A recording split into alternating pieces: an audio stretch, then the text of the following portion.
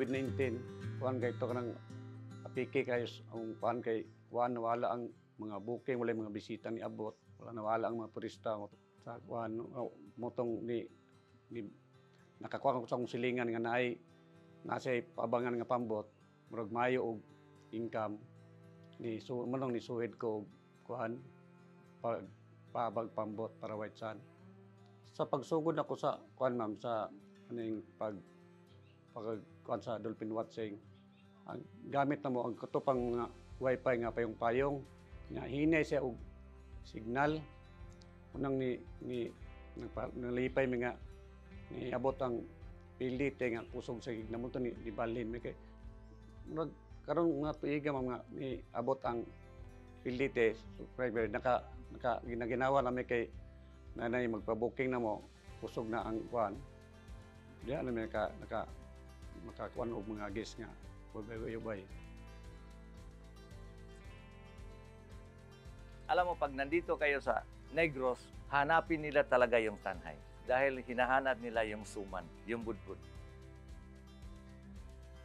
Galing pa ito sa mga great-grandparents namin, mga 3 centuries ago. Kung kumakain ka ng suman, I innovated it. Ginawa ko ng Choco Mango. Apply kami for connection, automatic, nakabitan kami ng PLDT agad-agad. Magagamit namin ito para pag-promote sa mga products namin na makita sa panig ng mundo. Di siya common kasi meron kami international, Asian, local Filipino. Yun ang naging unang idea or concept ng kaya unknown ang pangalan. Usa sa among ginabuhat diri kay ang mga mag-collaboration kami sa isig ka chefs or sa mga isig ka restaurant owners para ma-promote ang supporting local diri. Dili ragikan sa restaurant tours o mga chefs kung agi pod sa atong mga mag-uuma o mga tigpangisda.